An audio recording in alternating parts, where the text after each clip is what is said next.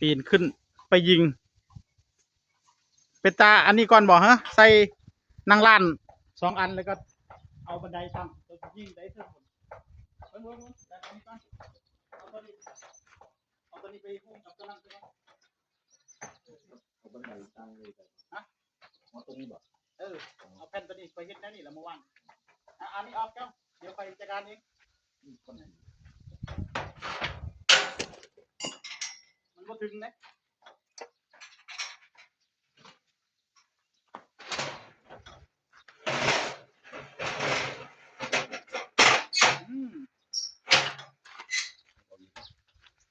แบบนี้นั่นแหละสูตรนี่แหละไปเฮ็ดนะว่านี่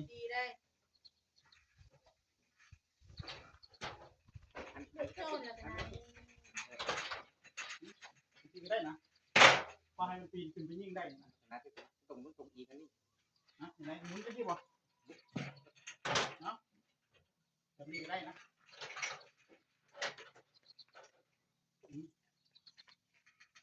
เห็นไหม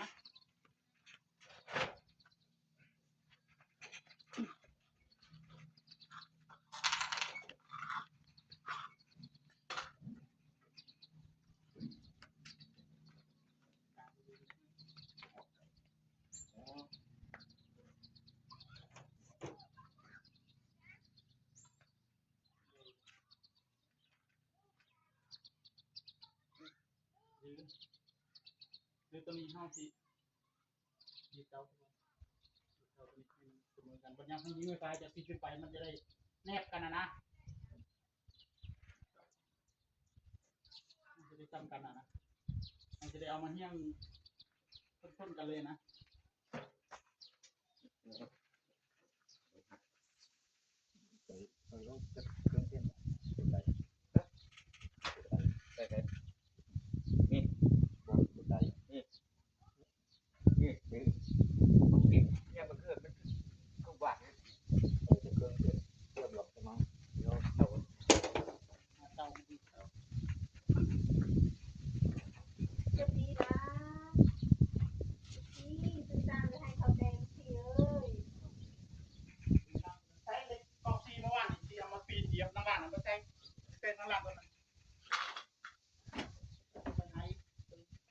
เอาเล็กตัวนั้นนะ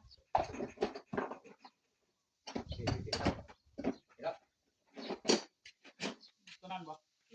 เนี่ยเป็นตัวนั้น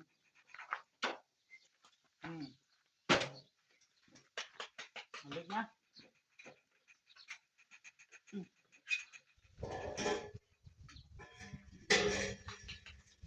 ผ่านเลยผ่านที่เลย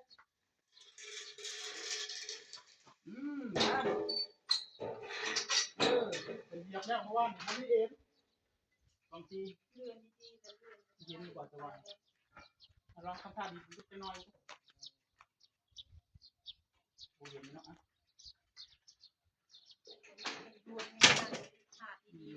ดวงไม่ค่อยดีเลยเนาะอาบเลยว่าน้ำเกลือ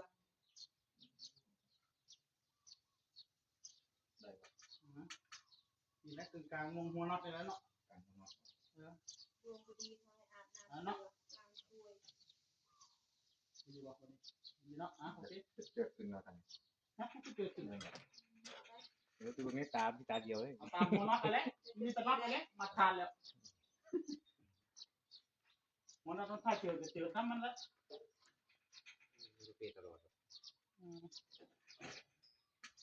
ยังจำอยู่ซื่อๆเนาะเลยประกวดเนาะ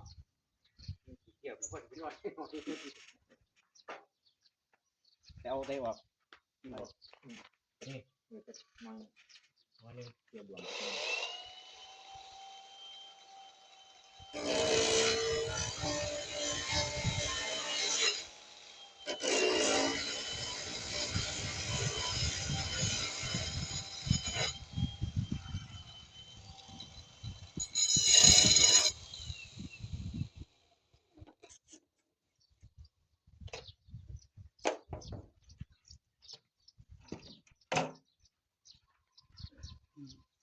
เอาลงมือมาวันนี้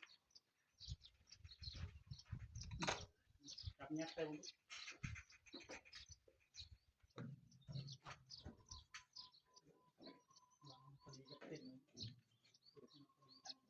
เขาได้จุ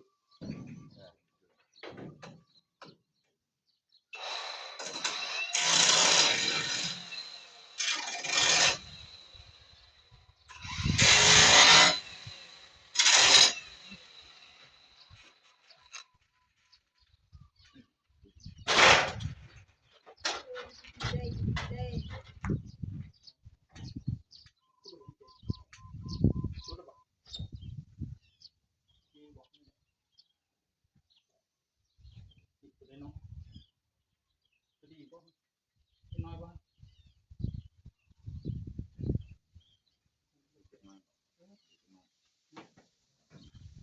นะลูกหมูลูกม้าน้อย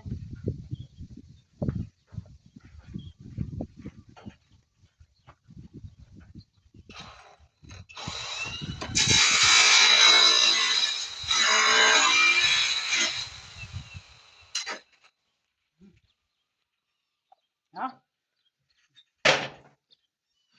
ไปวะ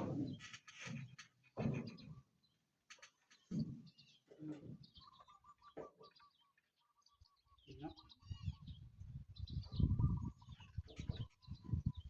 มีเป็นจับเป็นยิงนะจับเนาะ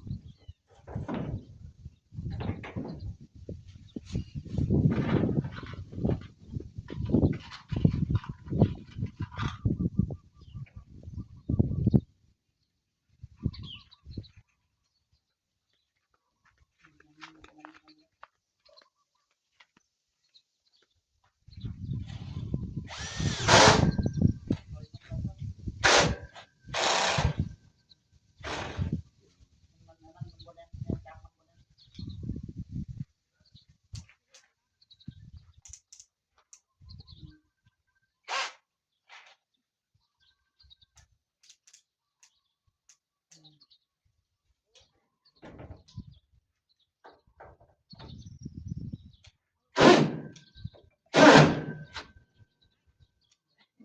เอ๊ะเป็นอะไรจับมันด้วย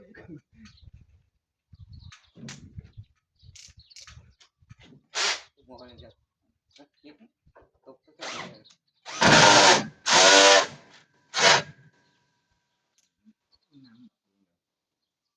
ตกไปแล้วตกไปใส่ตกเส้นแล้วเส้นบอกจังมันเอาตามเส้นนี่เส้นนี่ก็เอาตามหัวน็อตนะหัวน็อตถ้าเอียงเราก็เอียงตามมันเลย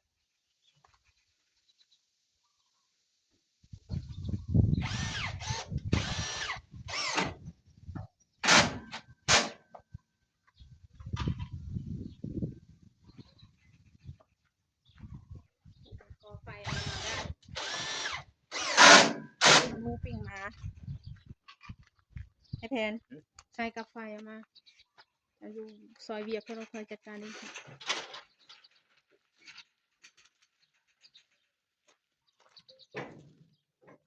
สวัสดีค่ะคุณตลอดคนสู่ช่องคนมาก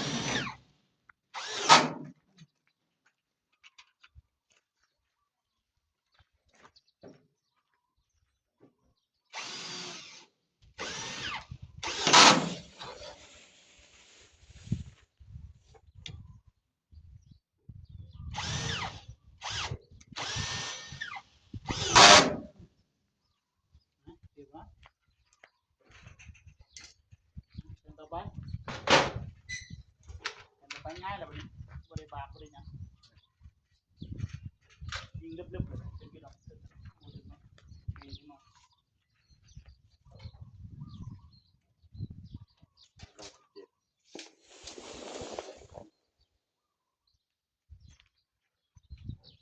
จังสิเอาจังสิคุณพ่อ97นั่นเนาะเอาแค่นั้นเลยเอาแค่97นั่นแหละจะสิผ่าตัดนะเออ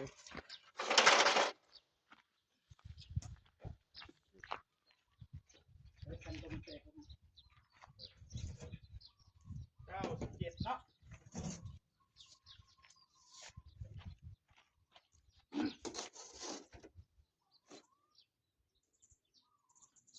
วัดจังสิไปพูดเอา97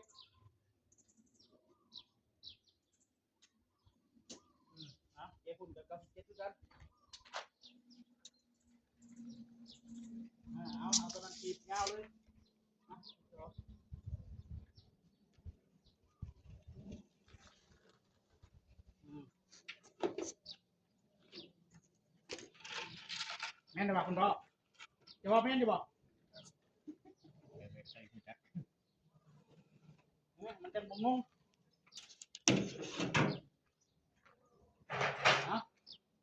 ลองเบิ้ง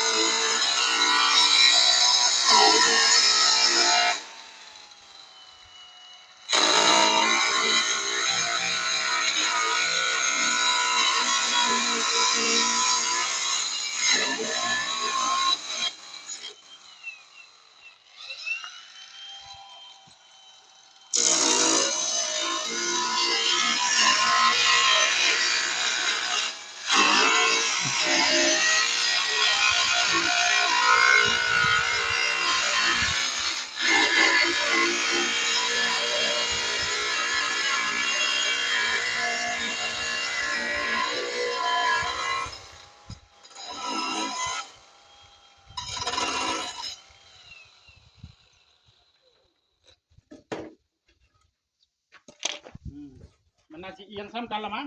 เพราะว่ามันเส้นเดียวกันมันเอียงไปซ้ำกันกันมันบ่แม่น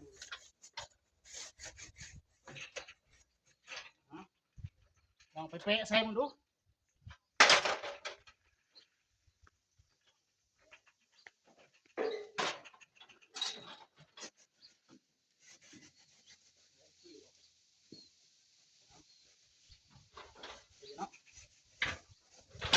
ซึ่งตรงมันเขาเบิ่งกับสิ้นข้างล่างเนี่ยเวลาเขายิงไม่ฝ่ายจากข้างล่างขึ้นมานะมันจะได้ตรงนะแต่มันยากนะยิงไม่ฝ่าประกบเขาบล็อกต้องบวกเป็นเลย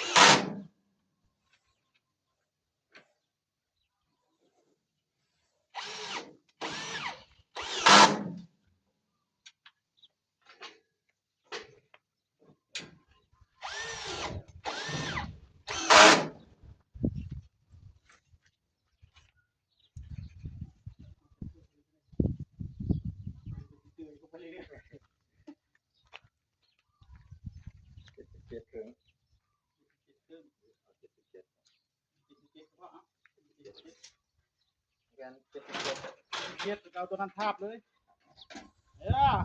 ขีดตัวนั้นไว้ก่อนจะวัดจากตั้งลงมา77กติกาเลยแหละเฮ็ดแบบนี้แต่มาว่าอะไรก็สิแล้วง่ายอยู่มาว่าอะไรพุ่มนา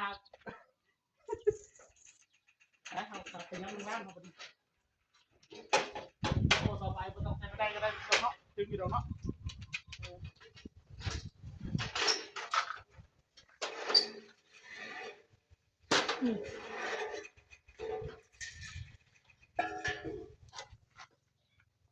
เอาแต่แพทย์นี่ไปกับพ่อเลยพ่อ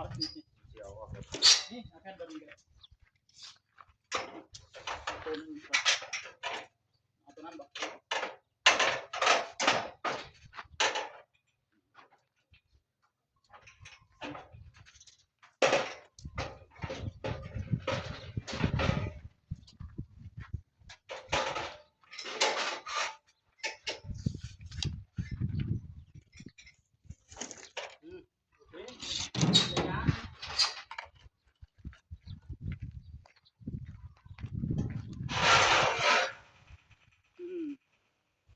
จับยิงคนเดียวก็ได้แบบนี้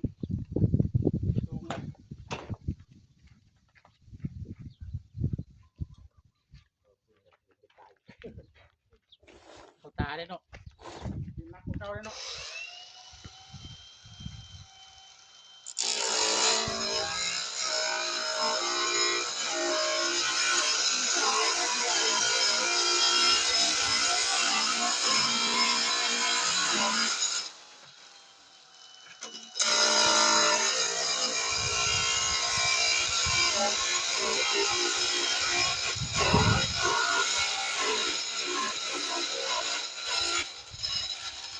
โอ้บ่ต้องเสริมไม้บ่ต้องเสริมหยังก็ได้แล้วเนาะ